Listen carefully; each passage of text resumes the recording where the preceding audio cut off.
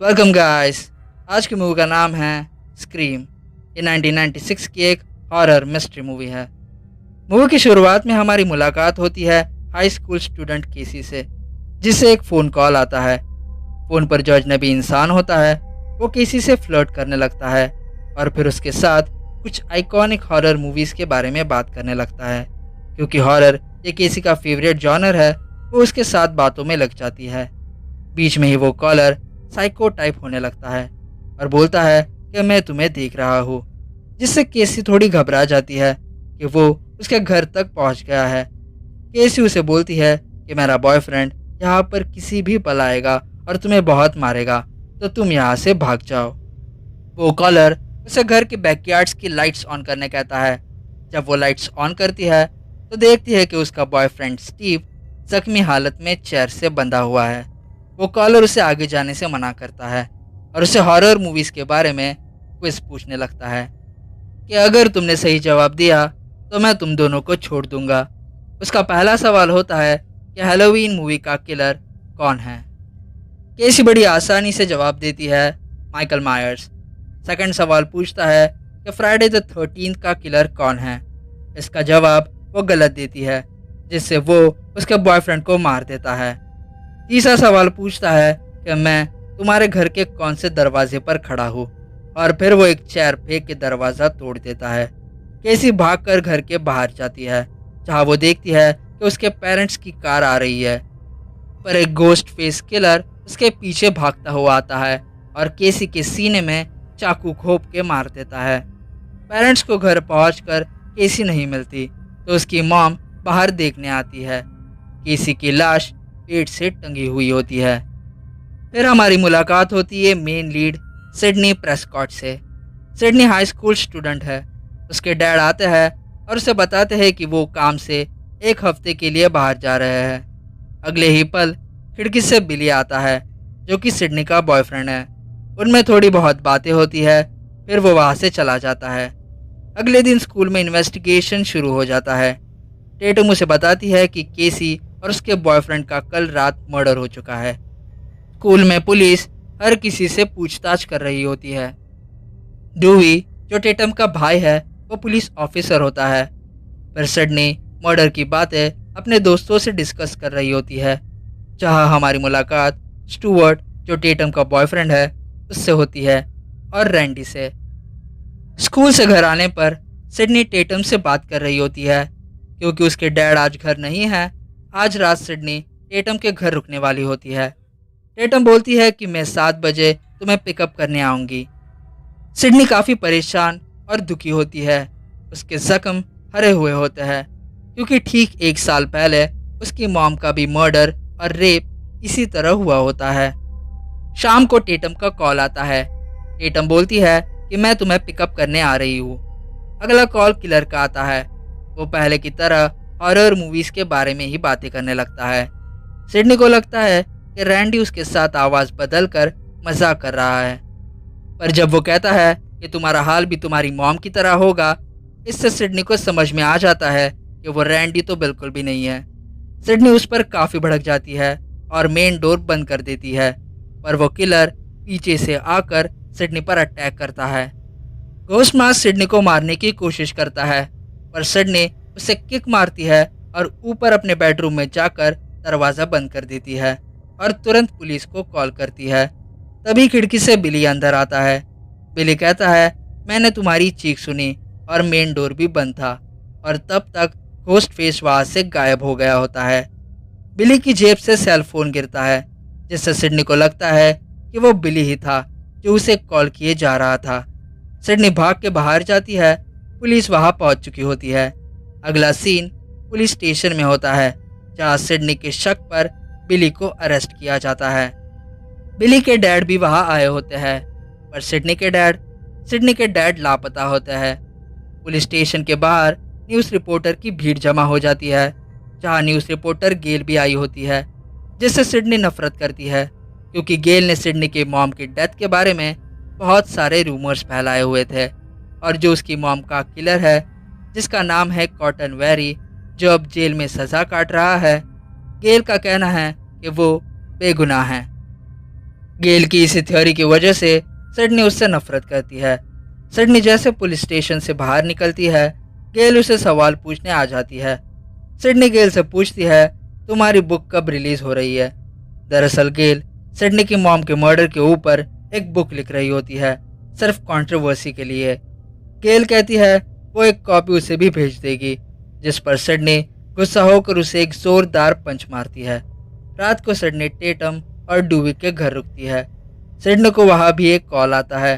वो कॉल वही किलर का होता है, यानी ये साफ हो जाता है कि बिली निर्दोष है।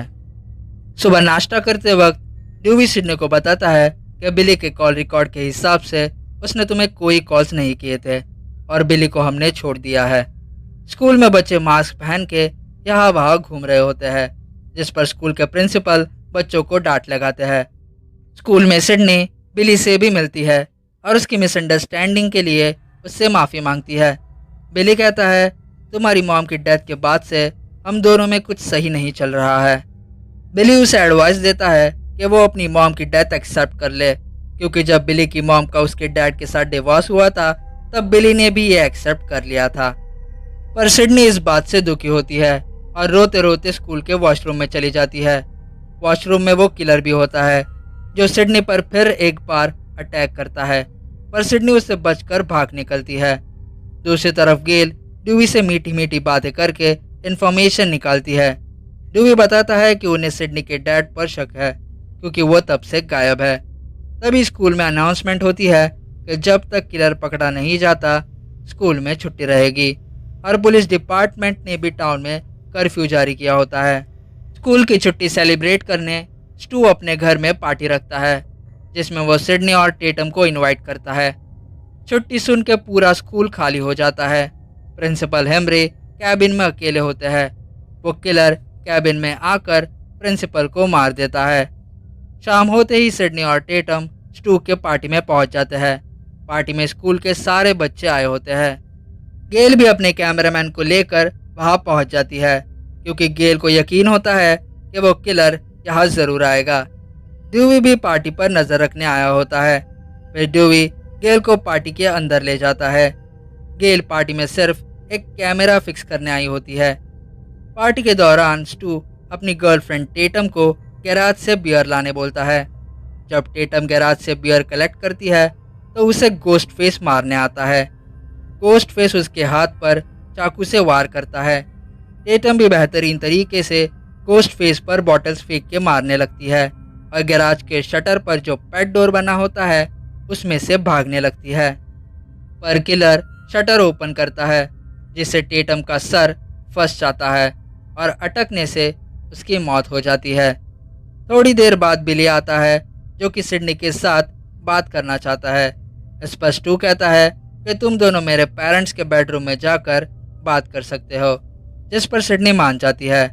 रैंडी स्टू से पूछता है कि तुमने बिली को इनवाइट क्यों किया।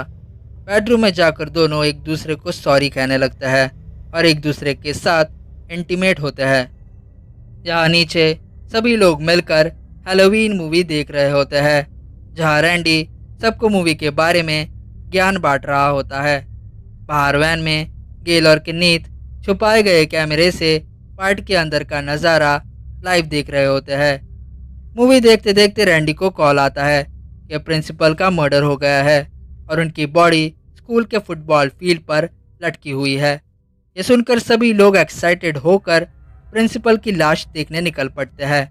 यहाँ डूवी वैन में आकर गेल को बताता है कि उसे एक अननोन कार की न्यूज़ मिली है, जो कि आसपास के ही इलाके में है, जिस पर गेल उसके साथ चलने को मान जाती है।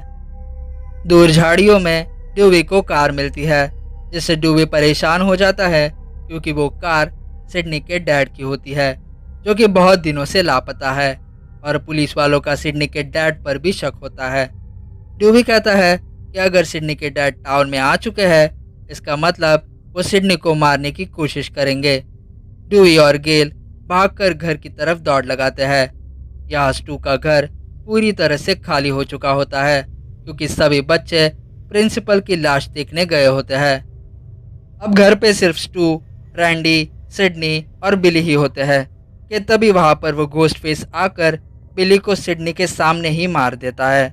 सिडनी उससे बचकर घर के बाहर चली जाती है, जहां वो टेटम को मरा हुआ पाती है। वो तुरंत कैमरामैन के नीच से हेल्प मांगने जाती है, पर घोस्टफेस आकर कैमरामैन का गला काटकर उसे मार देता है। सिडनी फिर एक बार उससे बचकर भाग निकलती है। तब तक ड्यूई और गेल घर के बाहर पहुंच जाते हैं। ड्यूई गेल से कहता है कि वैन में जाकर शेरिफ को कॉल करके यहाँ बुलाओ, और ड्यूई अंदर जाकर इन्वेस्टिगेट करने लगता है। गेल वैन पर किनीत का खून देखकर डर जाती है और वैन स्टार्ट करके वहां से निकल जाती है। बीच रास्ते में ही सिडनी आ जाती है। सिडनी को बचाने के चक्कर में गेल का एक्सीडेंट हो जाता है। सिडनी फिर लौट कर घर पर आती है, जहाँ वो ड्यूई को जख्मी हालत में देखती है। ड्यूई की पीठ में चाकू घुसा होता है। सिडनी सेफ्टी के लिए ड्यूई की गन ले लेती है कि तभी वहाँ पर स्टू और रैंडी आते हैं और एक दूसरे पर किलर होने का इल्ज़ाम लगाते हैं। सिडनी उन दोनों को बाहर ही छोड़ देती है और दरवाज़ा बंद कर देती है। अंदर उसे पता चलता है कि बिली अभी तक जिंदा है। बिली काफ़ी जख्मी हालत में होता है। बिली उससे गन ले लेता है और रैंडी को अंदर ले लेता है और उसे गन से शूट करके मार देता है। यहाँ पर हमें पता चलता है कि बिली ही किलर है। तभी वहाँ पर स्टू भी आता है और हमें पता चलता है कि बिली और स्टू दोनों मिले हुए हैं, यानी इन्हीं दोनों ने ये खूनी खेल शुरू किया है। वो यही दोनों हैं जो घोस्ट मास्क पहन के मर्डर्स किए जा रहे थे। दोनों सिडनी को किचन में ले जाते हैं और वॉइस चेंजर दिखाते हैं। फिर बिली उसे ऐसा करने का मोटिव बताता है कि तुम्हारी मॉम का अफेयर मेरे डैड के साथ चल रहा था और इसी वजह से मेरी मॉम डैड का डिवोर्स हुआ और मेरी मॉम मुझे छोड़कर चली गई। इसी वजह से हमने तुम्हारी मॉम को मार दिया और बेगुनाह कॉटन वेरी को इस मर्डर में फंसा दिया। उन्होंने उसके डैड को भी किडनैप कर रखा था और अब उनका प्लान होता है कि वो सिडनी और उसके डैड को मार देंगे और सारे मर्डर्स का इल्ज़ाम उसके डैड पर डाल देंगे। कि सिडनी की मॉम की डेथ के बाद से सिडनी के डैड एक के बाद एक मर्डर्स करते गए और सिडनी को मारने के बाद उन्होंने अपने आप को भी गोली मार दी और सबूत के तौर पे वो डैड के जेब में वॉइस चेंजर और वो सेल फोन डालते हैं जिससे वो सिडनी को कॉल करते थे। अगले ही पल वहाँ गेल आकर गन उठाती है, पर गन की सेफ्टी ऑन होती है। बिली उससे गन छीनकर उसे किक मारता है जिससे गेल बेहोश हो जाती है। इसी बीच सिडनी और उसके डैड घर में कहीं छुप जाते हैं। बिली सिडनी को यहाँ वहाँ ढूंढने लगता है। सिडनी अचानक से एक छाते से बिली को घायल करती है। स्टू भी सिडनी तक पहुंच जाता है। सिडनी स्टू पर एक टीवी सेट गिरा देती है जिससे स्टू वहीं पर मर जाता है। बिली जो सिर्फ घायल ही हुआ होता है फिर एक बार सिडनी पर अटैक करता है। वो सिडनी को बस मारने ही वाला होता है कि गेल आकर उसे गोली से उड़ा देती है और इसी के साथ बिली मर जाता है। हमें पता चलता है कि रैंडी सरवाइव कर चुका है।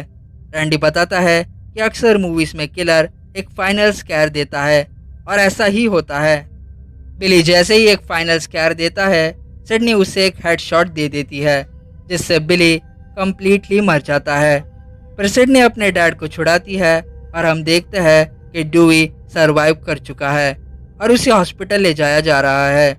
एंडिंग में हम देखते हैं कि गेल इसी घटना पर न्यूज़ रिपोर्ट बना रही है और इसी के साथ मूवी यहाँ पर ख़त्म हो जाती है।